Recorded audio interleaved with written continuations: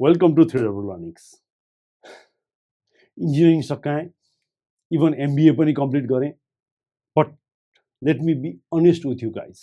करियरको यत्रो 20 वर्ष लामो जर्नीमा I never felt confident about finance. So finance managersहरू अथवा business meetingमा बोल्दाखेरि मलाई I always had a hidden fear or anxiety. यी फाइनान्सका मान्छेहरू के कुरा गर्छन् मलाई त केही पनि आउँदैन. मलाई उनीहरूको भाषा एकदमै गाह्रो लाग्थ्यो र कता कता बुझे जस्तो गर्नुपर्ने हुन्थ्यो. तर एकचोटि सोचौँ त, is it really because finance is difficult? Absolutely not. हामीले इन्जिनियरिङ अथवा कुनै पनि स्ट्रिमबाट आउनु भएको स्टुडेन्ट्सहरूले कम्प्लेक्स टपिक्सहरू कन्सेप्ट्सहरू पढेर आएका हुन्छौँ. जस्तो इन्जिनियरिङ पढ्दा हामीले के मात्र सल्भ गरेनौँ. फुरियर ट्रान्सफर्म गरेनौँ कि ल्याप्लास ट्रान्सफर्मेसन गरेनौँ कि जेड ट्रान्सफर्म गरेनौँ कि इभन डिस्क्रिट म्याथमेटिक्स पनि क्र्याक गऱ्यौँ, एटलिस्ट फ्रम एक्जामिनेसन पर्सपेक्टिभ. त्यसो भए के साँच्चै ब्यालेन्स सिट र पिएनएल बुझ्न नसकिने हो त? ट्रस्ट मी, फाइनान्सको math is basic arithmetic compare to engineering calculation complex systems. Unless and until फाइनान्समा मोडलिङ र फ्युचर एकदमै एनालाइसिस के हुँदैन त, इन्भल्भ हुँदैन. र त्यो सबै कुरा हामीलाई चाहिने पनि होइन. त्यसो भए प्लम चाहिँ के भएर रहेछ त भयो सिन्ड्रोम मलाई चाहिँदैन. सो प्लम साँच्चै नै म्याथमेटिक्स अथवा फाइनान्स होइन रहेछ. पछि गएर बुझ्यो the plum was my continuous rejection. चाहिँदैन है मलाई, अब मलाई फाइनान्स बुझ्नु छैन. जब पनि फाइनान्सको कुरा आउँथ्यो मैले आफैलाई नेगेटिभली कन्भिन्स गरेको थियो कि यो मेरो कप अफ टी होइन, भयो मलाई बुझ्नु छैन. We simply negate it without even trying.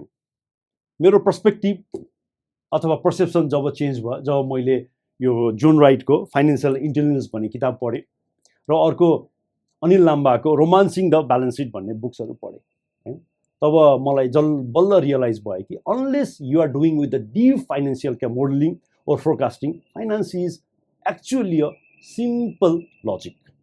It is just a language of business. And I come to know that as an engineer, I was obsessed with the products. But finance taught me to be obsessed with values. यसको गहिराइमा हामी कुनै दिनमा छुट्टै सेसनमा अवश्य नै गर्नेछौँ.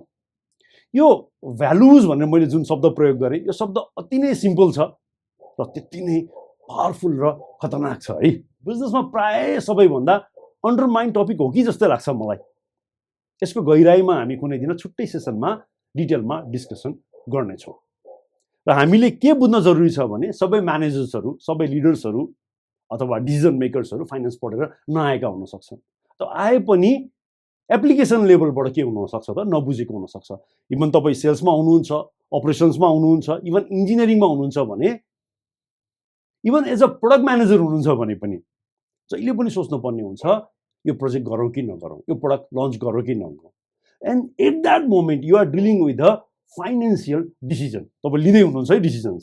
र त्यसैसँग एउटा बुझ्नु पनि जरुरी छ है. हामीलाई चाहिँ, मलाई चाहिँ एटलिस्ट कन्फ्युजन हुन्थ्यो, finance is not equal to accounting होइन है. मलाई डर र अल्छी लाग्ने विषय त लेखा एकाउन्ट पो रहेछ, फाइनान्स होइन रहेछ बुझ्दै जाँदाखेरि. अब एउटा सिचुएसनमा जाउँ. इमेजिन गर्नुहोस् तपाईँ रेस्टुरेन्टमा जानुभयो, मोमो खानुभयो, कोक पिउनु भयो, बिल आयो 339, 339 रुपियाँ आयो. अब माइन्डसेटमा जाउँ है. एकाउन्टिङ माइन्डसेटले के गर्छ त, फोन निकाल्छ, क्यालकुलेटर निकाल्छ, 200 प्लस 100 प्लस भ्याट जोड्छ, 339 आयो, बिल ठिक छ, यसलाई रेकर्डमा राखौँ. तर अब अर्को माइन्डसेटमा जाउँ, फाइनेन्सियल माइन्डसेटमा जाउँ.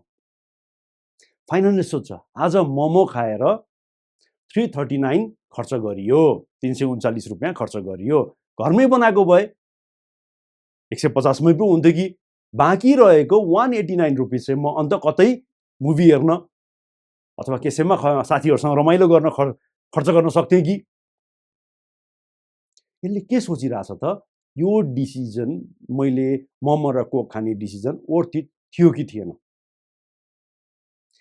त्यसैले बिल सही छ कि छैन हेर्नु एकाउन्टिङ हो, मेरो डिसिजन चाहिँ सही थियो कि थिएन भनेर हेर्नु चाहिँ के हो त, फाइनान्स हो.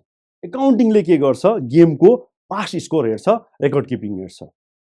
तर फाइनान्सले के गर्छ त भन्दा मेरो नेक्स्ट गेमको लागि स्ट्र्याटेजी बनाउँछ जित्नको लागि है। यति सिम्पल लजिक बुझ्नको लागि मलाई वर्षौं लाग्यो, किनकि नम्बर देख्ने बित्तिकै मलाई के हुन्थ्यो एउटा पर्दा लाग्थ्यो र फेरि अघि भने जस्तो भयो सिन्ड्रोम चाहिँ आइहाल्थ्यो। यसको पनि एउटा लजिक छ, एक्सप्लेनेसन छ। Actually Nobel prize winner Daniel क्यानेमनले भनेका छन् in his book thinking fast and slow, हामीसँग दुईटा थिङ्किङ मोड हुन्छ अरे, सिस्टम 1 र सिस्टम 2। म सिस्टम 1 मोडमा गएँ। सिस्टम 1 चाहिँ एकदमै फास्ट र लेजी हुन्छ है। मैले फाइनान्सको म्याथ देख्ने बित्तिकै भने कि ओहो गाह्रो छ, छोडिदिउँ, भयो। It reacts instantly to save energy. मलाई सोच्नतिर जानु नै थिएन के। यदि मैले डेनियल क्यानेमनले भने जस्तै सिस्टम 2 लागू गरेको भए म एकैछिन रोकिन्थेँ, सोच्थेँ र बुझ्थेँ कि फाइनान्स भनेको नम्बरको प्रयोग गरेर कमन सेन्स लागू गरेर बिजनेसको लजिक निकाल्नु मात्र रहेछ। कर्पोरेट करियरमा तपाईँ ग्रो गर्दै हुनुहुन्छ, आफ्नै स्टार्टअप अथवा बिजनेस सुरु गर्दै हुनुहुन्छ, तपाईँले कहीँ न कहीँ कतै न कतै चाहेर नचाहेर फाइनेन्सियल डिसिजन लिनै पर्छ है। एज फर टेकिज तपाईँ टेक्निकल एक्सपर्ट भएर मात्र नपुग्ने रहेछ, पैसाको भाषा बुझ्नै पर्छ। त्यही भएर यो finance for non finance managers अथवा फाइनान्स फर टेकिजमा कम्प्लेक्स जार्गनलाई साइडमा राखेर लेमन ल्याङ्ग्वेजमा फाइनेन्सियल कन्सेप्ट्सलाई ब्रेकडाउन गरेर बुझ्ने कोसिस गर्नेछौँ जति मैले सक्छु। अब हामी नेक्स्ट भिडियोमा time value of money which is very golden rule, IRR, break even analysis जस्ता इम्पोर्टेन्ट टपिकहरूलाई एक्सप्लेन गर्नेछौँ। ध्यानमा राख्नुहोस् है, यो कोर्सको गोल धेरै कम्प्लेक्स क्यालकुलेसन गरेर तपाईँलाई सिए बनाउनु होइन, फाइनेन्सियल मोडलिङ गराउनु होइन, फर्मुला याद गराउनु पनि होइन, सिम्पल फाइनेन्सियल कन्फिडेन्स दिनु हो, रङ डिसिजनबाट बचाउनु हो। Finally for startups, engineers, techies who are too much obsess with their products and solutions, ध्यान दिनुहोस् है, प्रोडक्टले मार्केट दिन्छ, रेभिन्यू दिन्छ, तर क्यास फ्लोले कम्पनीलाई बचाउँछ। जबसम्म हामी क्यास फ्लो हेर्दैनौँ, फाइनेन्सियल हेर्दैनौँ, तबसम्म डरलाग्दो स्थिति आउन सक्छ। सो प्लिज आफ्नो $1 बिलियन आइडियालाई पोर फाइनेन्सियल म्यानेजमेन्टको कारणले डुब्न नदिनुहोस्।